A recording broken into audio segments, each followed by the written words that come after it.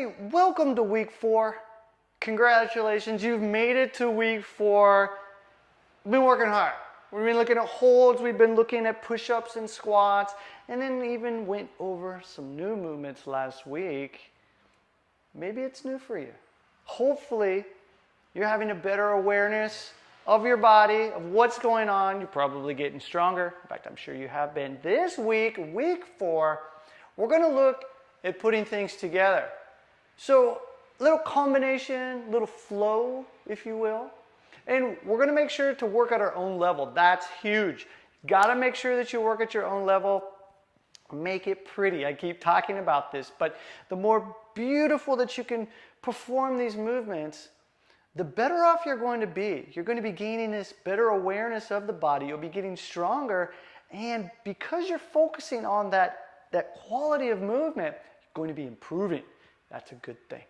Okay, so going to go through, show you quickly the main movement that we're after, and then I'm going to break it down and show you some variations you can do to match your level. So first thing that we're going to do, we're going to start off in the A-frame again. So everything's going to start in this A-frame from here on out. So we're going to push on up here into our A-frame. From here, we'll go forward into our plank. We'll do our push-up. We'll push up into the plank immediately, go into a squat. Then we'll place our hands back down to go back into another push-up and an A-frame. So that's the movement that we're after. Might look like a burpee, yeah? But in this case, we want to make a beautiful burpee. So A-frame, plank, push-up, and we'll jump up into the squat. Let's talk a little bit about this jump into the squat. In the very beginning, if you're having trouble doing this, as a matter of fact, even before you try it, try this. From the plank position, simply walk your feet forward so that you're in a high position here to allow you to sink into your squat instead of just trying to jump in it.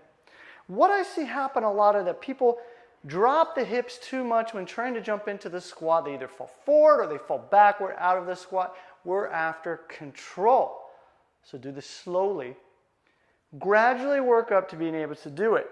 So if we start in this A-frame, pushing our butt up into the air, exhale, we perform our push-up from the knees, and from here we can walk up into the squat. Same thing, knees go down to the ground, then we push back. So to show you a different example of this, pardon me as I bring the microphone set here to make sure I don't break it. As I push back up, as I go into my push-up, I can immediately pop up into this squat position, going as deep as I can. This is what we're after. Is to gradually, slowly work up into being able to make this an explosive movement into the squat. All right, so let's take a look at the movement that we're after. I'm going to show you the main movement, and I'm going to break it down, show you some variations that you can do at your own level. So here we go.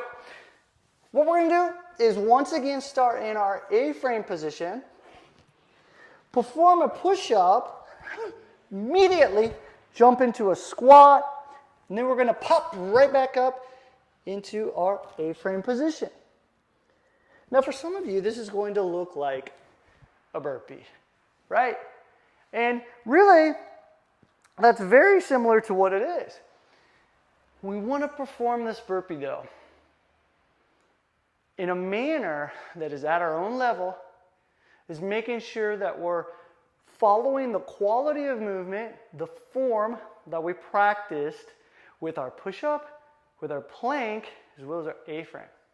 Now, I need to cover the pop-up into this squat. So from our push-up position, you might have noticed that I lean forward and then draw my hips forward. There at the beginning, this can be difficult to get the proper timing down for it. So what I suggest is, in the very beginning, instead of just trying to jump up there and do it, is to load the front of the hands a little bit more than normal, and then walk the feet forward into that squat. By doing this, you can do it with control, and then you can find the proper distance necessary for you, because this is going to be dependent upon your mobility, your flexibility. So remember, we're looking at that strength and control in the movements. Now, if you're still at a level where that's not going to happen, you still don't have a low squat, you're still having trouble with your push-ups, don't worry, it's totally cool.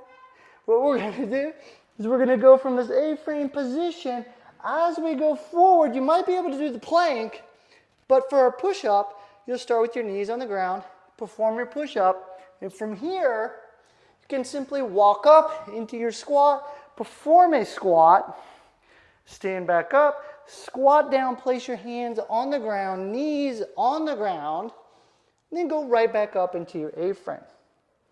So at no point should you feel that you should have to be able to do all of these at the highest level. Within the movement, you're going to have to make a little bit of adjustments to each point within that full movement. But once again, let me show you the full movement so that you know what we're working towards. Starting the A-frame. Forward in a plank, push up. Pop into that squat, then right back in to that A-frame. Now I added a little push-up in there.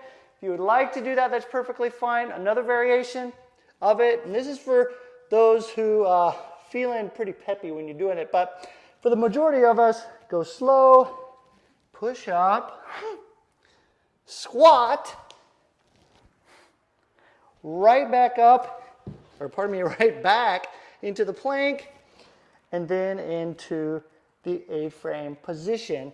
Continue to perform this for the duration of the time. All right, so the next combination that we have this week is where we're going to take the around the world movement and we're going to do it with a swing set.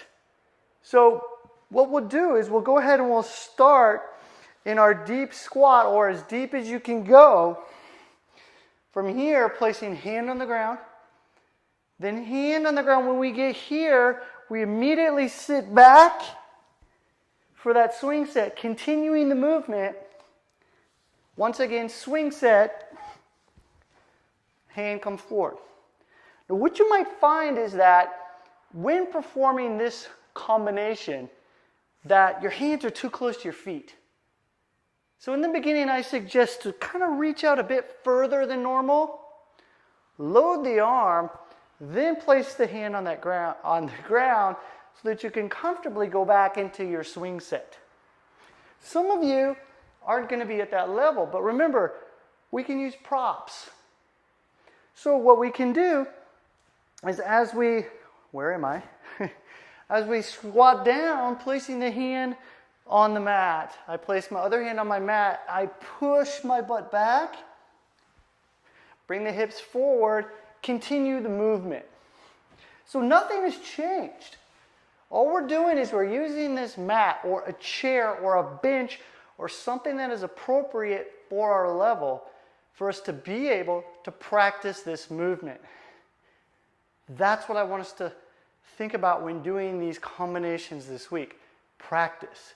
This is going to be a workout, I promise you. But if we can change the way that we look at it and instead focus on practicing these movements as beautifully as possible, we're going to get strong. We're going to increase our control with the movements. This is going to allow us to get better and improve in everything that we're after. Okay, so these are the two combinations that we have this week. Seems like a lot, and it is, but we've been working on these movements up until now. Now we're just putting them together. You'll do the first combo, you'll work on that for a duration of time, then you'll work on that second combination around the world along with the swing set for a set duration of time, and you're done. That's it.